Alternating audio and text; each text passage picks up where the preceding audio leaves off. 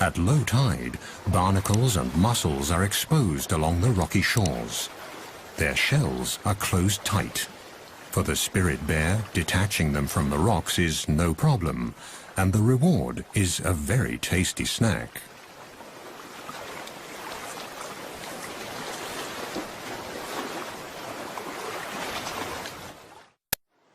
Some of the oldest and largest trees in Canada grow here. The giant Sitka spruce, the ancient yellow and red cedars, and the hemlock, trees that need the cool, the fog, and the rain. They are the foundation of the temperate rainforest.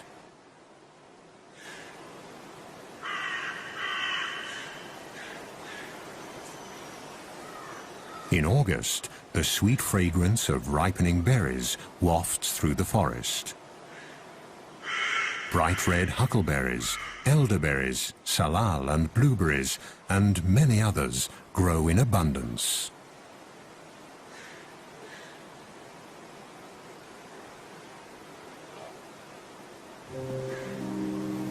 For the bears, the berries are a crucial staple to tide them over the leaner months of the summer before the salmon arrive.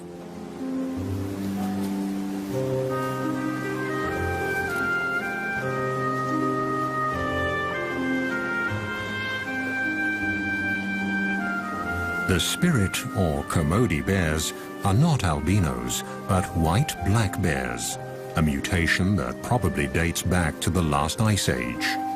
And between the rocks and the trees, white is a good camouflage. The bear's sweet tooth also helps the bushes to spread. They pass up to 400,000 seeds per day in their droppings. Thus, the plants colonize new territory.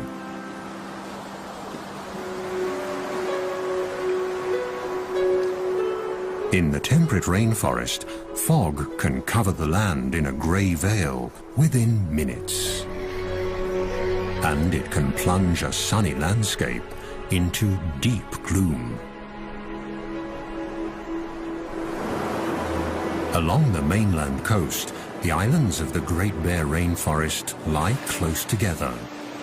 At high tide, millions of gallons of nutrient-rich salt water rush inland through the narrow channels to flow back out at low tide, thus linking the ocean and the land. The currents sweep along everything in their path, creating a rich broth full of life.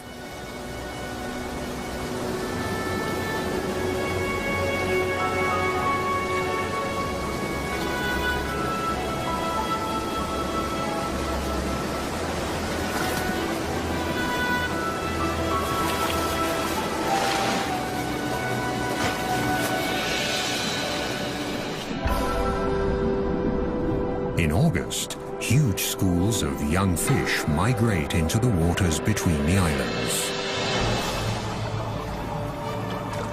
Close behind the fish are the humpback whales. They throw nets of air bubbles to trap their prey.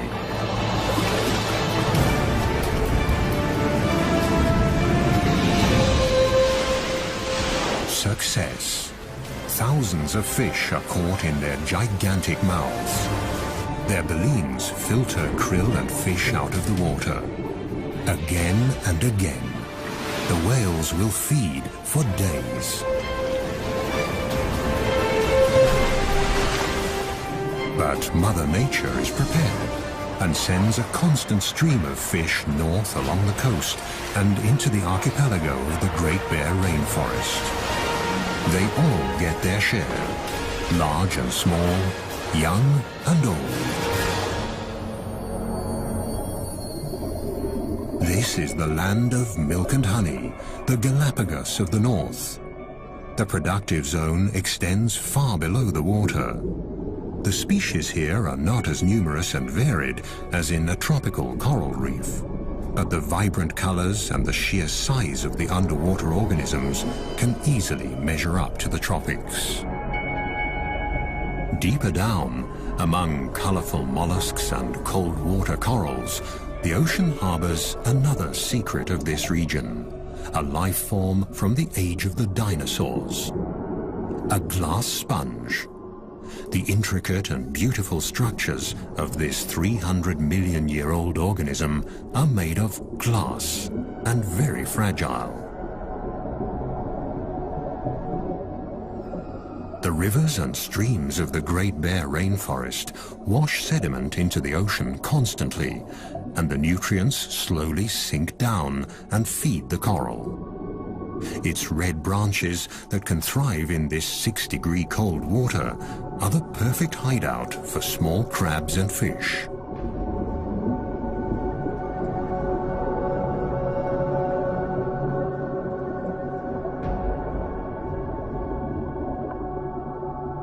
The silica from the rocks provides the building material for the sponges. With a little help in the form of sand and water, they can make glass. There are even whole glass reefs on the continental shelf, about 600 to 1,000 feet below the surface.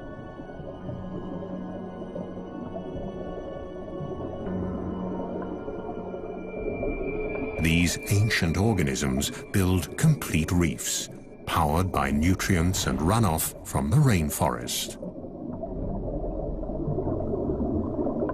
High above the reefs, a female humpback is playing with her calf.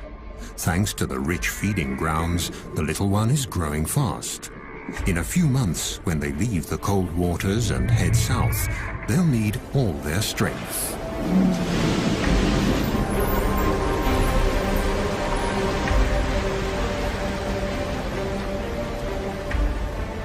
The mother breaches, a behavior that can be seen quite often here. Nevertheless, it's a spectacular show.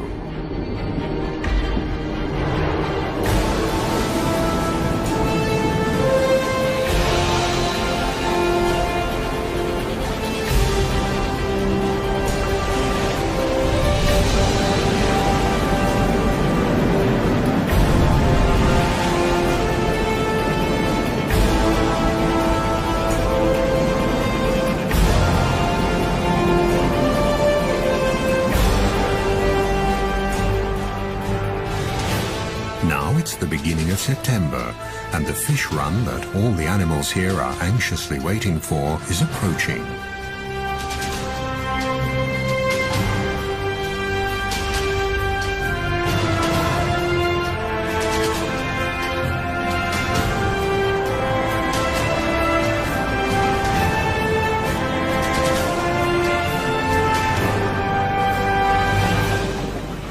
The group steers the boat west to the edge of the open ocean, where a colony of sea lions await the fish on windswept islands at a safe distance from bears and other predators.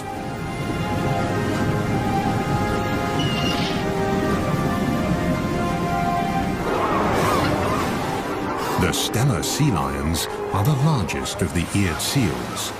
They're an endangered species that lives on the rugged outermost islands along the Pacific coast.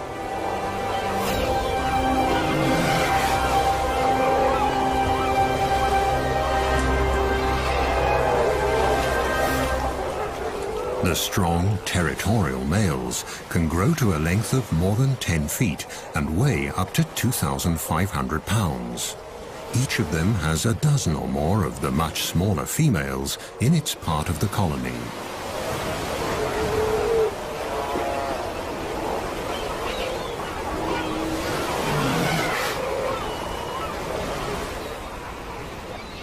Since the 1970s, their numbers have plummeted, and scientists have yet to find out why. Overfishing of the Gulf of Alaska could be one of the reasons.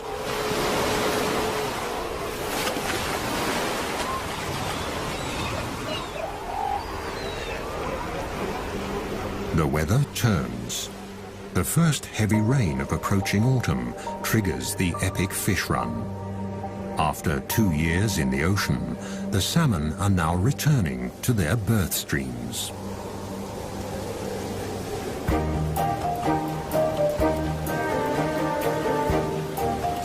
Are the fish here yet? A mother bear and her 2 white cubs patrol the shores of Princess Royal Island. Here, 1 in 10 black bears is white. The white fur color is passed on through a double recessive gene. White cubs will only be born if both parents carry that gene. And bears with black fur can also carry the spirit bear gene.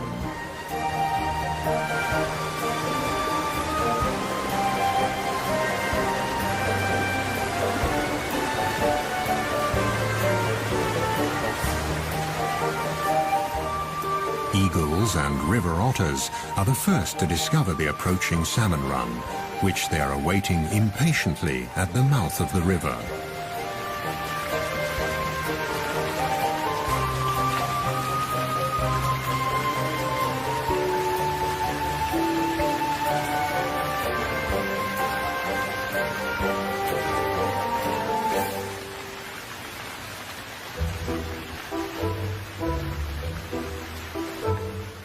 Further upriver, a black bear mother checks the water level.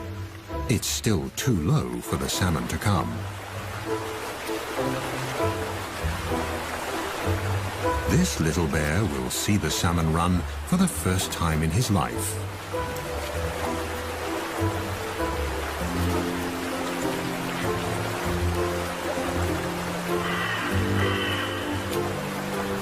It won't be long now. It's early September, and the time has finally come for the big feast. Eagles and bears, sea lions, otters, even the trees are waiting for the arrival of the year's biggest single source of nutrition.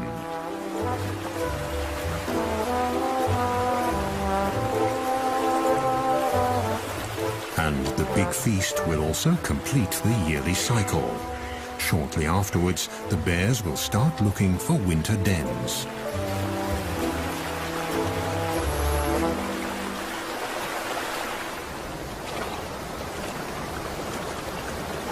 Bear tracker Marvin Robinson is hopeful. The rivers are rising. He's checking for clues on the islands as well as on the mainland.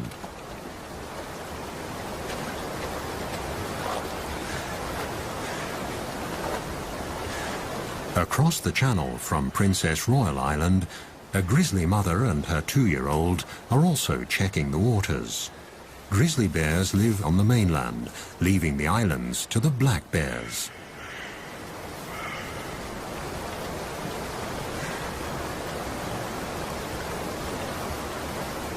Grizzlies usually live higher up in the mountains, but for the salmon, even they descend to the estuaries along the coast.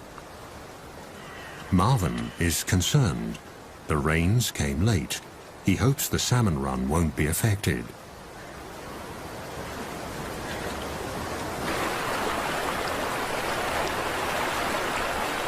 Now, at last, the water levels are rising.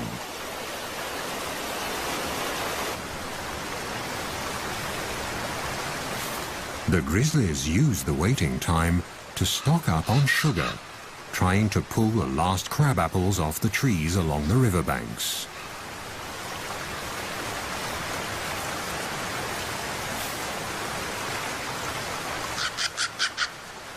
For the mother bear and her young, this will be their last winter together.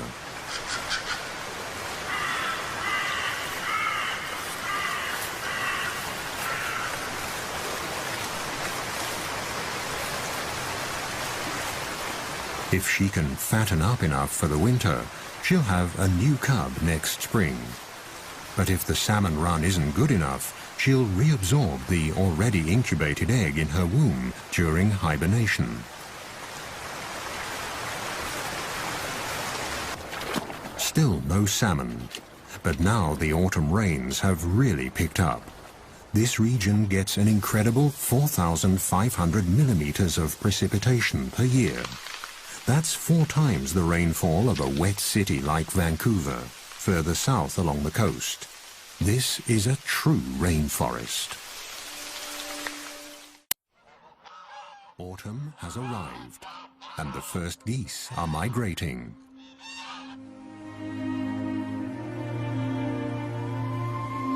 Finally, the water level in the rivers is high enough for the salmon to migrate too.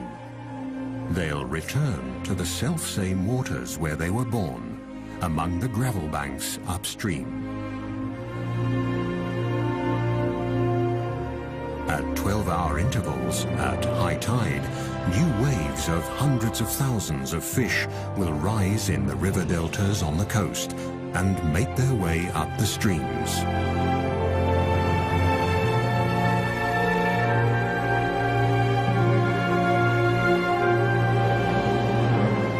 The clear waters of the wild streams along the northern coast of British Columbia are the habitat the salmon need to reproduce.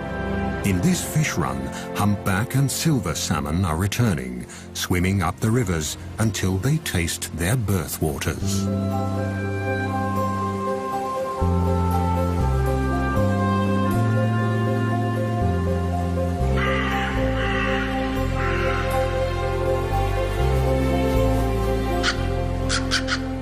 They're here. The ravens, the heralds of the forests, spread the news.